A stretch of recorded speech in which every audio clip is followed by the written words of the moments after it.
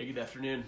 This is Will coming to you from my home office, and I was talking to Pastor Doug this last week about some different ideas, some different videos that we could shoot to try and stay visually and virtually connected in this sort of socially distanced time. And one idea was to do sort of a word study or a practice called Lectio Divina, which is sort of a way of reading through a passage of Scripture and sort of meditating on it, thinking about it, praying over it, asking the Lord to bring a word to the forefront of it. And I can post some more details about that practice if you're interested in doing it. But my hope is that we can get a few of our staff and some volunteer ministry leaders to jump in and just share some thoughts. We're going to look at Psalm 23 that we did yesterday in church. So I'm going to read it for us and just kind of bring the text out, and then share a little bit about what word the Lord put on my mind as I read through this and sort of meditated and prayed about it. So this is Psalm 23. It starts, "The Lord is my shepherd, I shall not want. He makes me lie down in green pastures. He leads me beside still waters. He restores my soul. He leads me in paths of righteousness for his name's sake. And even though I walk through the valley of the shadow of death, I will fear no evil, for you are with me. Your rod and your staff, they comfort me. You prepare a table before me in the presence of my enemies. You anoint my head with oil. My cup overflows. Surely goodness and mercy shall follow me all the days of my life, and I shall dwell in the house of the Lord forever." As I was thinking about this passage and praying about it, the word that stood out to me was "with" there in verse 4, "for you are with me." And I think in really uncertain times where we don't get to be with as many people as we may want to, we might not even get to be with as many physical things and provisions as we feel like we need.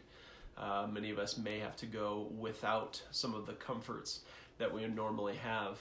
I think also of those who are unable to be with people because they either are sick or those they know are sick and sort of more strictly quarantined. And it really hit home what I take for granted, the things that I generally get to be with, the people I generally get to be with. And then ultimately to bring it back down to brass tacks, when we see some of these comforts, these things that we take for granted, when we see those stripped away, what are we left with? And so ultimately, my hope, and I hope that your hope, is that you recognize that you're left with God. And if you don't know that hope, then I'd love to talk to you about that as well. But I think the idea of God being with us is all throughout Scripture. We see it as fundamentally as the doctrine of the Trinity, the three persons existing in relationship with one another. We see it in the Gospel of John, where John 1:1 says, "In the beginning was God, and the Word was with God." Or in the beginning was the Word, and the Word was with God.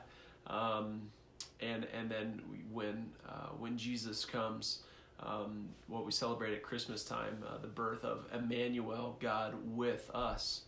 Sorry, battery died. So even more than just the Old Testament idea of God being with his people, now we have a real tangible physical presence of God in Jesus Christ being with us and in relationship with us. And so this word also reminded me of a book that I read a couple semesters ago for class at Denver Seminary. It's called "With," conveniently enough.